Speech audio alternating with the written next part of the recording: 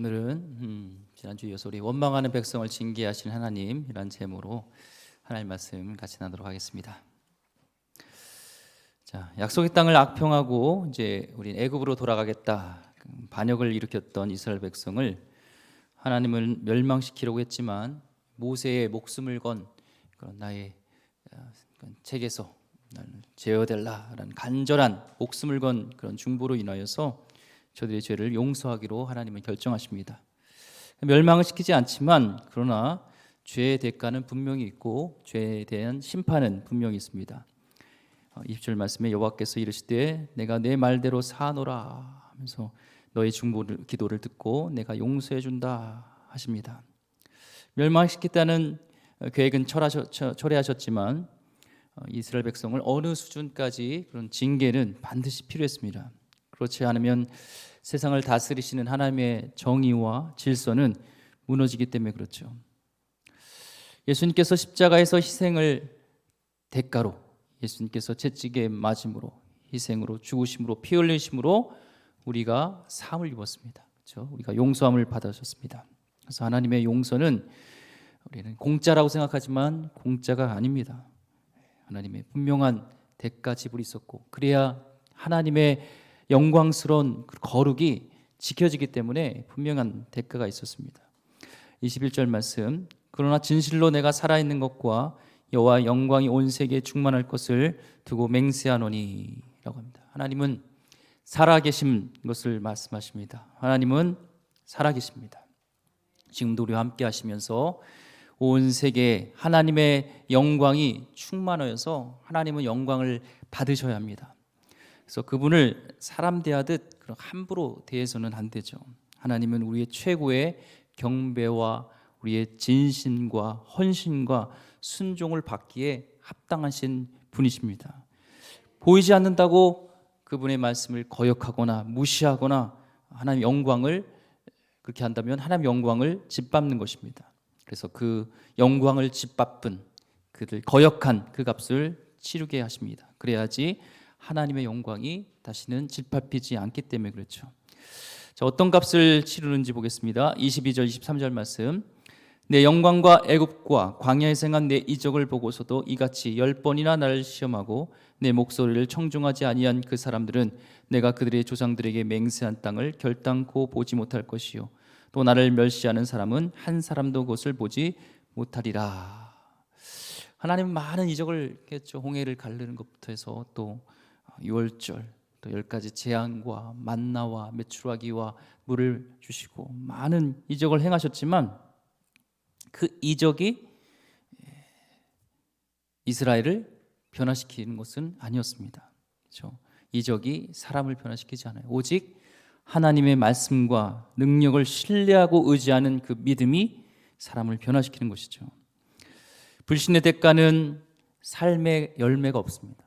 삶의 열매가 사라져요. 그래서 불신으로 하나님을 멸시한 그 누구도 약속의 땅, 그 열매를 보지 못하게 되는 것이죠. 그래서 하나님을 의심하거나 불신하지 마시기 바랍니다. 원망하지 마시기 바랍니다.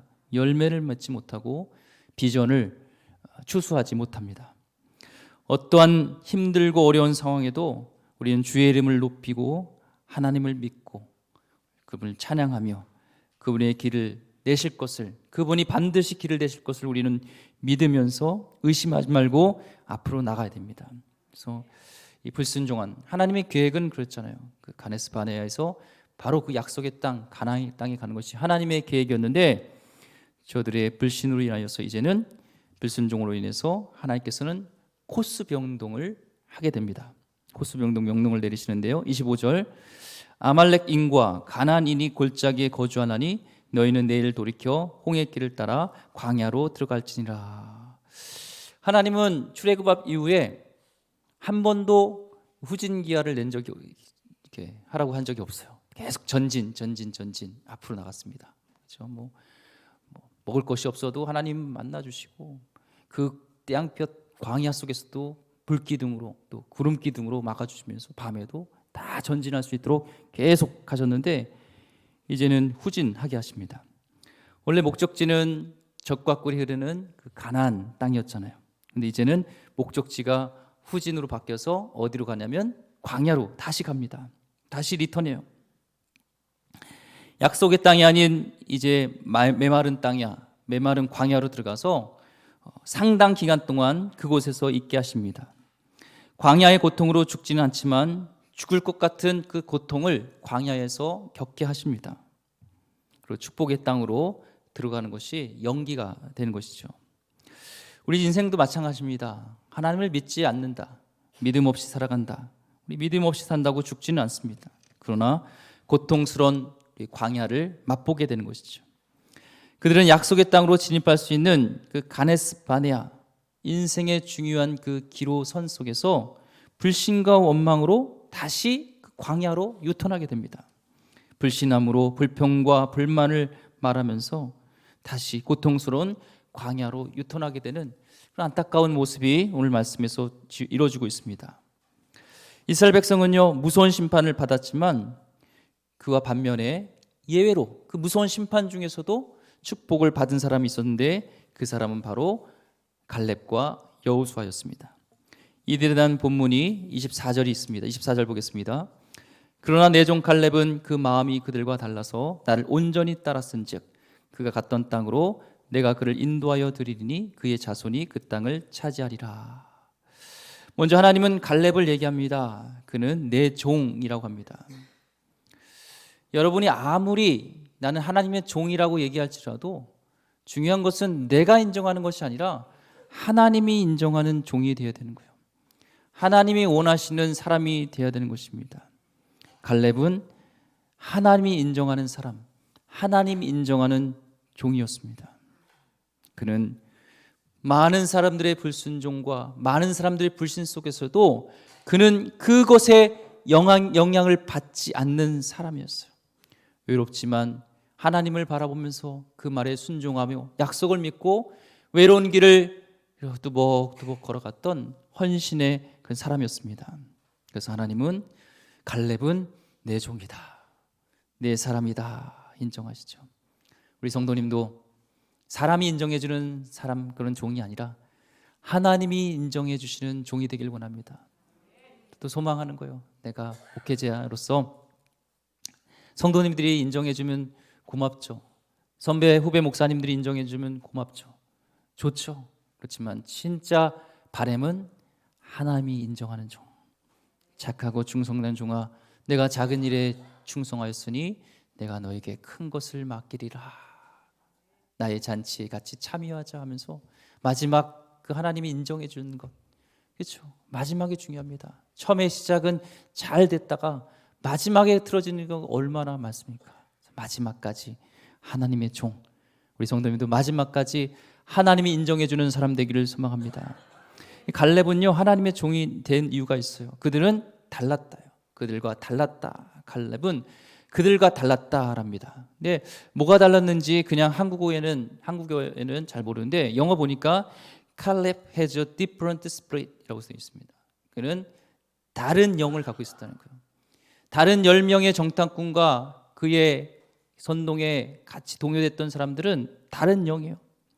그런 세상의 영으로서 불신과 불평과 원망과 이런 영이었지만 이 갈렙은 다른 영, 하나님의 영, 어둠의 영이 아닌 하나님의 영, 성령님이 그 안에 거하신 거예요. 성령이 충만했던 사람인 것입니다.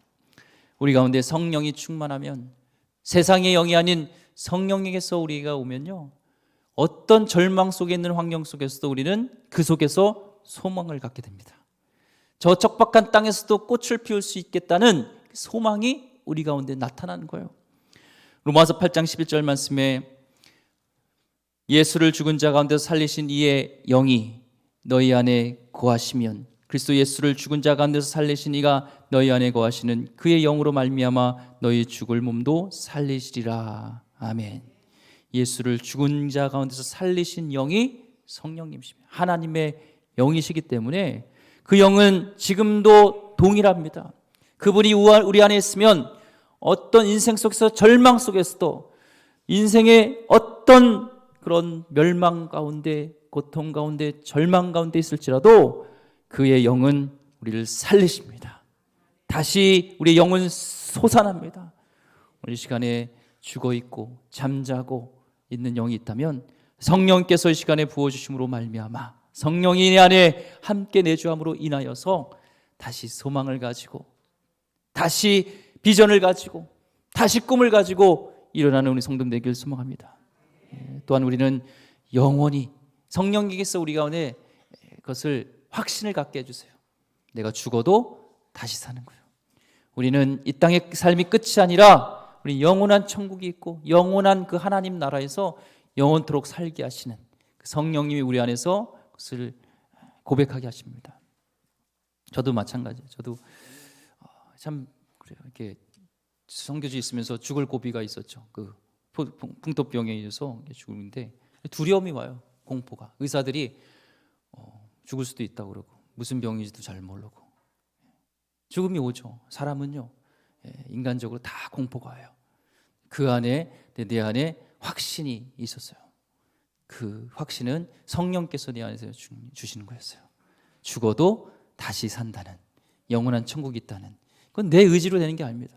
성령이 내 안에 계실 때 죽음이란 공포도 사라지게 하세요. 우리 가운데 세상의 영은 어둠의 영은 여러분에 대한 두려움을 갖게 합니다. 내가 교통사고 나면 어떡하지? 내가 일하다 또 이러면 어떡하지? 내가 지금 몸이 약한데 내가 죽으면 어떡하지? 아니에요. 하나님이 함께 하시는 영은 소망의 영, 살리는 영입니다. 우리는 주님 안에 거하면 우리 예수 보혈의 공로로 우리 영원토록 살게 될 줄 믿습니다.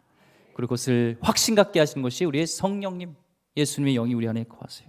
그래서 갈렙은 다른 영이었기 때문에 다른 사람들은 안 돼라고 하지만 갈렙은 왜 안 돼? 하나님이 함께 하시고 하나님 말씀하셨기 때문에 가능하다는 그런 생명의 말을 얘기하는 것이죠. 생명을 따라가는 것이죠.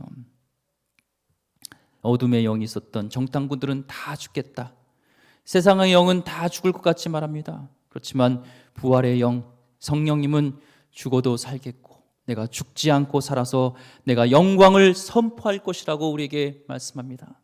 여러분 연약해도 부족해도요 여러분을 통해서 하나님은 영광을 선포하게 되실 줄 믿습니다. 하나님이 붙잡으시면 됩니다. 나의 능력으로 하는 것이 아닙니다. 하나님의 영으로 우리는 가능하게 될 줄 믿습니다. 성령 충만한 사람은요 죽음과 같은 고통 속에서도 아픔 속에서도요 그래서 하늘의 평화와 담대함이 있어요. 얼굴 가운데 평안이 있어요.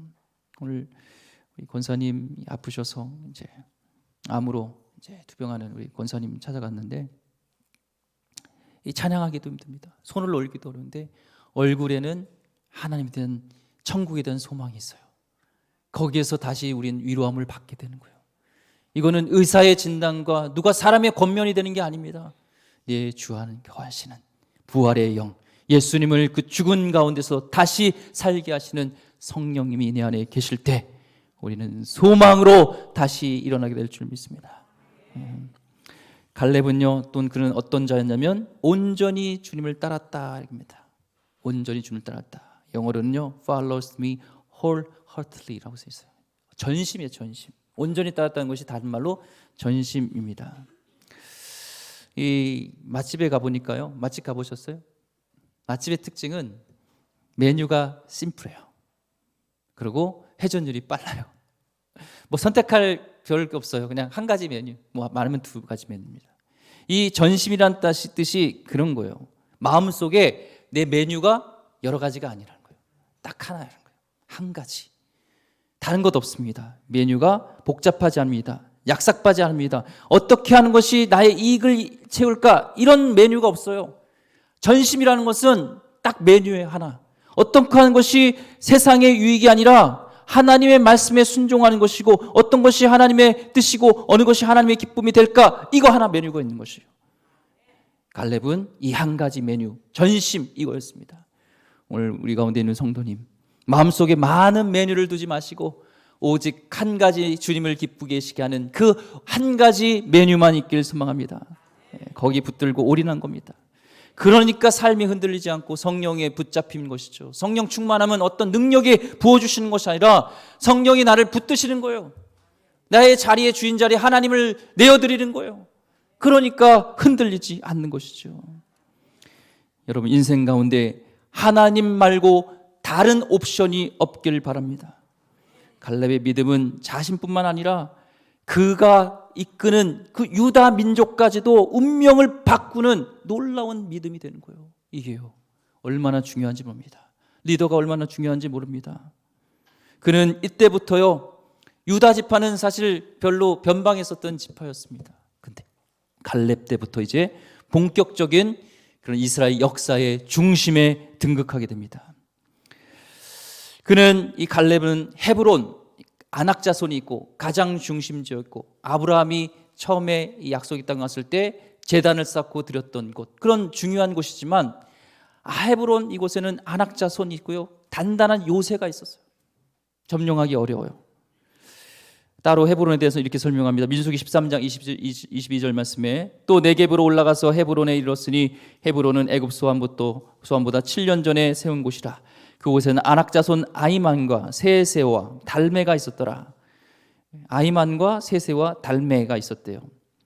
이 아낙 자손 아히만과 세세와 달메는 전설의 거인족 추장들입니다. 명성이 자자했던 자인데요, 40년 이제 후에 정복 전쟁에서 갈렙이 자원해서 이 유다 민족과 함께 이 헤브론을 공격하게 되죠. 그래서 여호수아 15장 13절 14절 말씀이 이렇게 고백합니다. 여호와께서 여호수아에게 명령하신 대로 여호수아가 기럇 아르밧 곧 헤브론을 유다 자손 중에서 분깃으로 여분네 아들 갈렙에게 주었으니, 아르밧은 아낙의 아버지였더라. 갈렙이 거기서 아낙의 소생 그 세 아들, 아까 얘기했던 그 세세와 아히만과 달메를 쫓아냈고 라고 했어요. 난곡불락이었던 요새, 무서운 거인족이 있었던 곳을 갈렙은요, 자기 지파들과 다 쓸어버립니다. 갈렙의 이 믿음의 선택으로 인해서요, 변방에 있었던 그런 지파가 이제는 가장 강력한 지파가 되어서 헤브론을 점령하고, 그 지파를 통하여서 다윗과 예수 그리스도가 나오는 놀라운 축복의 백성으로 우뚝 서게 되는 겁니다. 하나님의 길을 제대로 가면 여러분뿐만 아니라 여러분의 후손이 믿음의 명문가를 이루게 돼서 하나님께 쓰임받게 될 줄 믿습니다. 그러나 이스라엘 백성은요, 다른 지파들은 그렇게 하지 않고 그의 혀의 열매를 먹게 되었어요. 27절 말씀, 나를 원망하는 이 악한 회중에게 내가 어느 때까지 참으랴. 이스라엘 자손이 나를 향하여 원망하는 바 그 원망하는 말을 내가 들었노라. 내가 들었다고 해요. 참 무서운 말입니다. 우리 믿는 자들이 무의식적으로 내뱉는 우리 말들을 하나님은 들으신다는 거예요. 오늘 말씀에도 들은다는 것처럼 하나님은 들으시는 하나님입니다.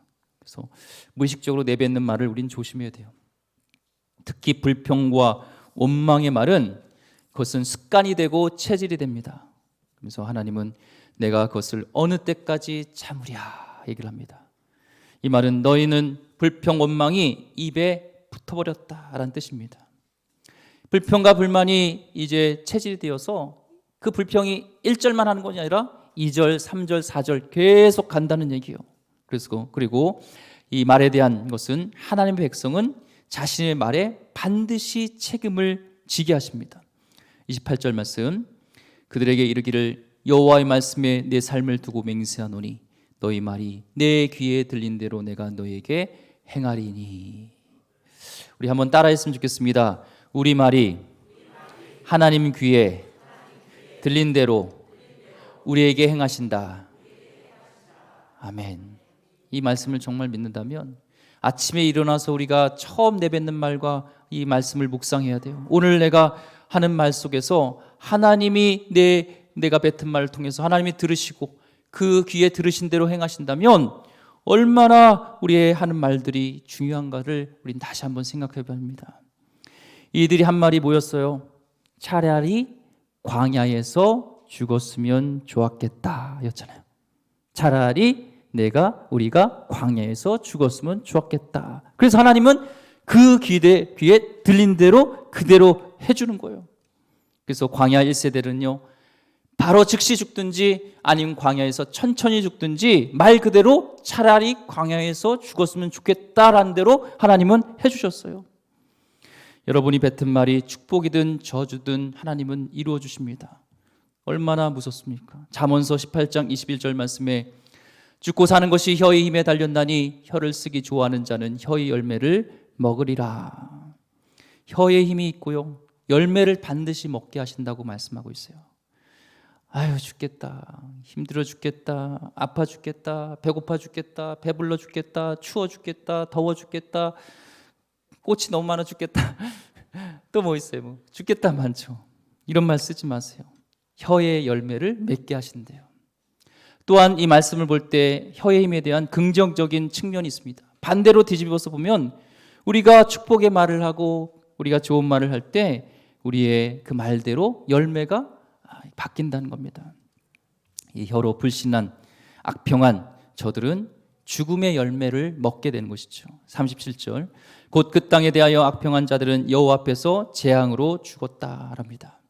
저희들이 어떻게 죽었냐면 재앙으로 죽었는데 영어로 보면 died of a plague, 전염병으로 죽은 거예요. 하나님이 치셔서 전염병으로 죽게 됩니다. 각 지파에 이들이 퍼졌던 것은 각 지파, 그러니까 12지파들은 각 지파에서 뽑은 사람이었잖아요. 리더였잖아요. 하나님이 영향력 있는 그 리더를 뽑았던 이유는 사실 그거였잖아요. 백성들에게 용기를 주고 설득해서 저들이 지금 두려워하지 말고 약속의 땅이고 하나님께서 주신 땅이니까 밟기만 하면 된다는 그거를 의도하는 거였는데, 거꾸로 저는 그들은 그렇게 하잖아요. 우리가 안 된다, 부정적인 생각과 불평과 불신을 하게 됐습니다. 순식간에 36절 보니까 모세의 보냄을 받고 땅을 정탐하고 돌아와서 그 땅을 악평하여 온 회중이 모세를 원망하게 한 사람, 본인만 원망한 것이 아니라 같이 다 원망하게 해서 같이 망하게 되는 자였다는 겁니다. 축복의 통로로 12명을 뽑혔는데 축복의 통로가 아니라 파멸의 통로가 된 것이죠. 그래서 리더들의 책임이 얼마나 무거운지를 우리가 알 수가 있습니다. 두렵고 떨리는 마음을 가져야 돼요. 가정에서 리더는 누굴까요? 부모입니다. 우리는 이 말씀을 보면서 우리는 자녀들 앞에서 어떤 리더였는가를 생각해 봐야 돼요.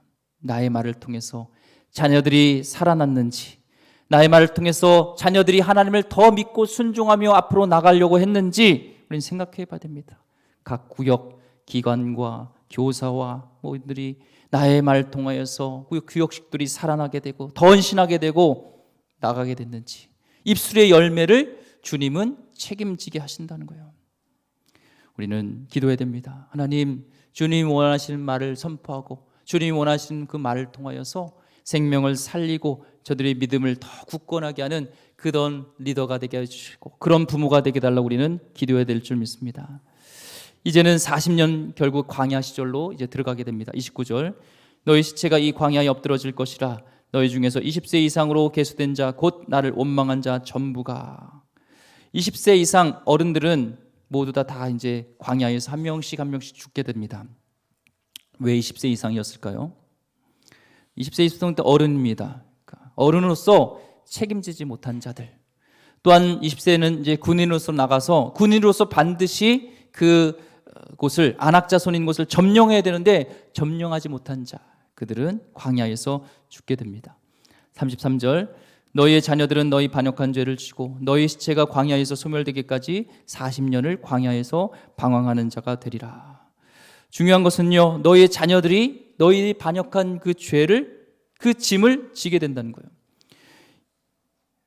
영어 성경 보니까요, 그 부모의 불신앙으로 인해서 자녀들이 고통을 당하게 됐다는 것입니다. 너희 자녀는 죽지 않고 약속의 땅에 들어가게 되지만 영문도 모른 채 38년 동안 같이 고난의 길을 걷게 되는 거예요. 대표적인 그 짐이요, 장례를 계속 치릅니다. 광야에서 죽은 자가 한 120만 명인데요, 생각해 보면 40년 동안 만약에 장례를 치른다면 하루에 평균 장례가 몇 건이냐면 85건이에요. 와, 엄청 많죠. 계속 죽는 걸 봅니다. 죽고. 그것도 훈련이에요. 죽는다는 것. 하나님의 불승원자들은 약속의 땅에 가지 못하고 계속 죽는 것 봅니다. 이것이 자녀들이 또한 져야 될 짐이었습니다. 34절, 너희는 그 땅을 정탐한 날 수인 40일의 하루를 1년으로 쳐서 그 40년간 너희의 죄악을 담당할지니 너희는 그제서야 내가 싫어하면 어떻게 되는지를 알리라 하셨다 하라. 싫어하면 하나님이 고개를 돌려버리면, 하나님을 적으로 두게 되면 너의 인생이 어떻게 되는지 가시밭길이라는 것을 알게 될 것이라는 뜻이에요. 35절 말씀, 나 여호와가 말하였거니와 모여 나를 거역하는 이 악한 온 회중에게 내가 반드시 이같이 행하리니 그들이 이 광야에서 소멸되어 거기서 죽으리라. 하나님께서 뭐라고 하면 내가 반드시 이같이 행하리니. 하나님은 인간 우리와 다릅니다. 하나님의 말은요, 빈말이 없어요. 빛이 있으라 하면은 그 말씀이 그대로 행동이 됩니다. 무책임하게 내뱉은 인간과 다릅니다. 불신의 말로 거역한 사람은 한 명도 남김없이 광야에서 쓰러지게 됩니다. 참 무섭습니다. 그러나 또한 그 징계는 하나님의 자녀, 하나님의 백성을 성숙한 믿음으로 나가게 되는 연단의 시간이 있는 거예요. 하나님의 연단은, 하나님의 징계는 또한 하나님의 그런 놀라운 계획이 있습니다. 39절 말씀에 모세가 이 말로 이스라엘 모든 자손에게 알림해 백성이 크게 슬퍼하여. 억장이 무너지죠. 2년이면 끝날, 이제 광야 생활 끝나고 이제 가야 되는데 광야 생활을 38년 더 연장하게 됩니다. 또 한편으로는 이 광야의 시간은 약속의 땅을 믿음으로 받을 수 있는 믿음의 그릇이 되기 위한 반드시 거쳐야 하는 연단의 훈련의 장소가 됩니다. 이 시간을 통해서 이들은 성숙하게 될 것이고 단단하게 하실 것입니다. 광야의 시간을 통해서 애굽의 그런 노예 근성을 털어버리고 이제는 겸손하고 순종하는 마음으로 진심으로 하나님을 사랑하는 법을 이들은 배우게 됩니다.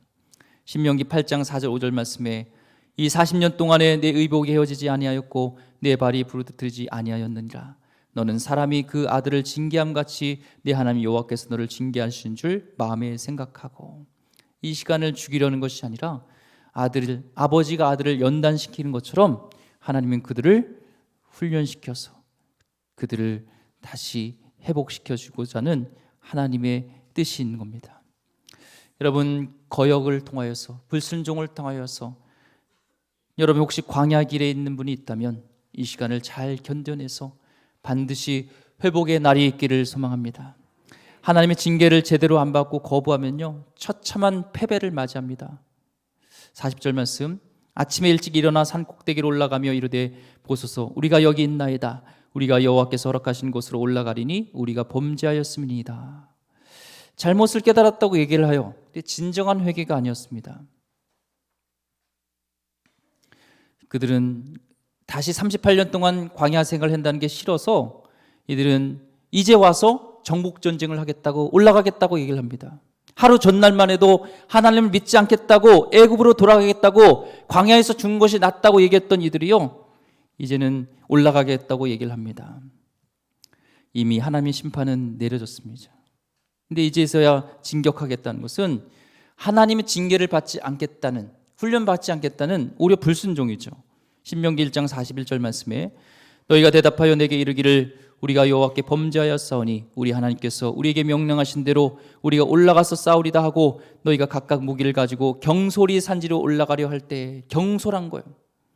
하나님 말씀은 말씀 주는 즉시 해야지 타이밍을 놓치면 그것은 순종이 아니라 불순종입니다. 어제는 진격하라고 하셨다가 오늘은 하지 말라고 하실 때가 있어요. 불기둥과 구름기둥 속에서 하나님이 구름기둥이 멈추면, 구름이 장막에 있으면 멈춰야 돼요. 하나님이 떠나라고 할 때 떠나야 되는 것입니다. 영성의 핵심은 타이밍이에요. 순종도 말씀하실 때 그때 해야 되지 놓치면 안 된다는 겁니다. 허락 없이 전진하는 것은 불순종이고 불순종하면 반드시 망한다는 것을 저들은 다시 또 보게 됩니다. 하나님이 함께 하시지 않는데, 하나님이 명령하시지 않는데 진격하면 저들은 망해요. 42절, 여호와께서 너희 중에 계시지 아니하니 올라가지 말라. 너희 대적 앞에서 패할까 하노라. 하나님이 함께 하시지 않는다고 했습니다. 허락이 떨어질 때까지 기다려야 됐습니다. 근데 저들은 경고를 듣지 않고 또 갑니다. 43절, 아말렉인과 가나안이 너희 앞에 있으니 너희가 그 칼에 망하리라. 너희가 여호와를 배반하였으니 여호와께서 너희와 함께하지 아니하시라 하나. 노예였던 이스라엘 백성이요, 하나님 없이 가면 철제 무기를 갖고 있었던 강한 그 아낙 자손에게요 반드시 지게 됩니다. 하나님은 가지 말라고 경고하고 말씀하셨는데 고집 부려요. 하라는 것 하지 않는 것도 불순종이지만 하지 말라는 것을 하는 것도 심각한 불순종입니다. 이들은 계속 불순종하고 있어요. 징계를 거절하면 더 큰 고통을 겪게 되는 것이죠. 결국 무모하게 올라가게 됩니다. 광야는 너무 싫었고, 그런데 하나님은 이제 함께 하시지 않는다고 했는데 저들은 또 불순종하게 됩니다. 하나님 없이 하는 우리의 열심 가운데 비극적 결말이 있을 수 있어요. 어떤 일을 함에 있어서도, 우리가 사역함에 있어도 하나님의 말씀에 순종하여서 나의 열심이 아니라 하나님의 뜻에 맞춰서 하나님이 올라가라 올라가고, 내려와라 내려가고, 거기에 우리는 순종해야 되시죠. 결국에는 비극한 결말을 맺게 됩니다. 그렇지만 그 가운데서도 44절을 보니까 여호와의 언약궤와 모세는 진영을 떠나지 아니하였더라. 모세와 레위 사람 여호수아 칼렙은 진짜 믿음의 사람으로서 이들은 하나님의 뜻을 알고 하나님의 말씀에 순종하여서 머물러 있었습니다. 복 있는 사람은 악인들의 꾀를 쫓지 않는다라는 말이 있잖아요. 불순종의 무리와 함께하지 않았다는 것인 겁니다. 마지막 45절 읽고 말씀을 정리하겠습니다. 아말렉인과 산간지대에 거주하는 가나안이 내려와 그들을 무찌르고 호르마까지 이뤘더라. 첫 번째 가나안 정복전쟁은 불순종으로 인하여서 처참하게 패하고 호르마까지 내쫓기게 됩니다. 하나님은 분명히 그 약속을 주셨고 공격하는 입장이었고 올라가서 땅을 밟기만 하면 되었는데, 이제는 영적인 능력을 잃은 저들, 하나님의 손이 떠난 저들에게는 전세가 바뀌어서 쫓기는 이런 인생으로 바뀌게 됩니다. 하나님에 대한 불순종의 대가입니다. 불순종은 반드시 패배합니다. 잘 되는 것 같아도 결국 망하게 됩니다. 하나님이 함께 하시지 않기 때문에 그렇습니다. 그렇지만 오늘 말씀 속에서도 우리가 소망이 있는 것은 우리는 갈렙과 여호수아가 있다는 거예요. 이를 통해서 하나님은 역사를 또한 새롭게 쓰시고 처참하게 패배했던 호르마를 이제는 이 갈렙과 여호수아가 후에는 엄청난 승리로 그것을 정복하게 됩니다. 반전의 주인공이 됩니다. 패배의 땅이 승리의 땅으로 되는 것처럼 오늘 우리가 의지하고 나아갈 것은 오직 하나님인 것을 믿으면서 하나님 말씀에 순종하여서 하나님과 동행하는 거룩한 날 되길 소망합니다. 별이 이제 사순절이 얼마 남지 않았습니다. 이 시간에 그동안에 하나님을 우리가 안다 하였지만 하나님의 생각과 뜻보다는 나의 야망과 나의 생각과 나의 그런 성공을 의지했던 것이 있다면, 하나님이 정말 나를 향한 뜻이 무엇인지, 하나님 무엇을 원하시는지, 혹시 나의 입술의 열매를 통하여서 습관이 되어서 불신의 말을 자녀들에게 또한 이웃들에게 사람들에게 선포했던 것이 있다면, 이제는 하나님의 뜻에 순종하면서 믿음의 말로, 소망의 말로, 성령 안에서 우리는 다시 일어날 수 있다는 그런 소망의 말로 다시 하나님과 동행하는 하나님 백성 되기를 주의 이름으로 축원드립니다. 기도하겠습니다. 하나님, 원망하는 백성을 징계하신 하나님, 오늘 불순종을 통한 대가가 참 무서운 것을 보게 됩니다. 하나님, 어떤 상황에도 주님 말씀을 순종하며 나가게 하여 주셨고, 특별히 우리의 입술의 말 속에서 하나님 생명을 살리는 말, 복음을 전하는 말, 사람을 살리는 말들이 있게 하여 주옵소서. 죽고 싶다, 죽겠다, 하나님 그런 말이 아니라 주님이 십자가에서 다시 부활하셨기에 우리도 하나님 다시 살 수 있다, 우리도 소망이 있다, 그런 하나님 생명의 말로 살리는 말로 일어나는 하나님 백성 되게 하여 주옵소서. 귀하신 예수 그리스도 이름으로 기도드립니다. 아멘.